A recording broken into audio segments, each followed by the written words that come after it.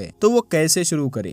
آج ہم انہی سوالوں کا آسان جواب سمجھیں گے تاکہ ہر مسلمان اس عظیم رات میں صحیح طریقے سے عبادت کر سکے۔ سب سے پہلے ایک ضروری بات سمجھ لیجئے۔ بہت سے لوگ سمجھتے ہیں کہ شب قدر کے لیے کوئی الگ خاص نماز ہے، لیکن صحیح حدیثوں سے یہ بات ثابت نہیں ہے کہ اس رات کے لیے کوئی الگ طے نماز ہو، بلکہ رسول اللہ صلی اللہ علیہ وآلہ وسلم نے اس رات میں قیام اللیل یعنی رات کی نماز پڑھنے کی تعلیم دی ہے۔ اسی کو ہم تہجد کی نماز بھی کہتے ہیں۔ یعنی جب لوگ شب قدر کی نماز کہتے ہیں تو اصل میں اس کا مطلب وہی رات کی نماز ہوتا ہے جو اللہ کے سامنے کھڑے ہو کر پڑھی جاتی ہے۔ ایک حدیث میں رسول اللہ صلی اللہ علیہ وآلہ وسلم نے فرمایا کہ جو شخص لیلۃ القدر میں ایمان اور ثواب کی امید کے ساتھ عبادت کرتا ہے اس کے پچھلے گناہ معاف کر دیے جاتے ہیں۔ سوچیے اگر کسی انسان کے گناہ معاف ہو جائے تو اس سے بڑی نعمت کیا ہو سکتی ہے۔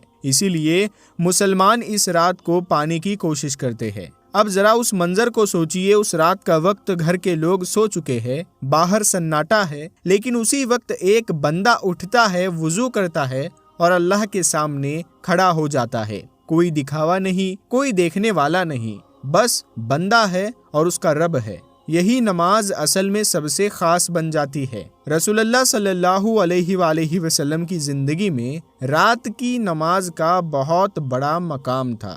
حدیثوں میں آتا ہے کہ آپ صلی اللہ علیہ وآلہ وسلم رات میں اٹھ کر نماز پڑھتے تھے۔ کبھی کبھی اتنی دیر تک کھڑے رہتے کہ آپ کے قدم مبارک سوج جاتے۔ صحابہ نے جب یہ دیکھا تو انہوں نے پوچھا، یا رسول اللہ صلی اللہ علیہ وآلہ وسلم، جب اللہ نے آپ کو اتنا بڑا مقام دیا ہے تو آپ اتنا لمبا قیام کیوں کرتے ہیں؟ تب آپ نے فرمایا، کیا میں اپنے رب کا شکر ادا کرنے والا بندہ نہ بنوں؟ اس سے ہمیں یہ سمجھ میں آتا ہے کہ تہجد صرف علیہ وآلہ وسلم نے فرمایا کہ فرض نمازوں کے بعد سب سے افضل نماز رات کی نماز ہے۔ یعنی اگر کوئی انسان نفل عبادتوں میں سب سے بڑی عبادت کرنا چاہتا ہے تو وہ تہجد کی نماز ہے۔ تہجد کی نماز کی ایک اور خاص بات ہے، اس نماز میں کی گئی دعا بہت جلدی قبول ہونے کی امید ہوتی ہے۔ ایک حدیث میں آتا ہے کہ رات کے آخری حصے میں اللہ اپنے بندے کی طرف رحمت کے ساتھ دیکھتا ہے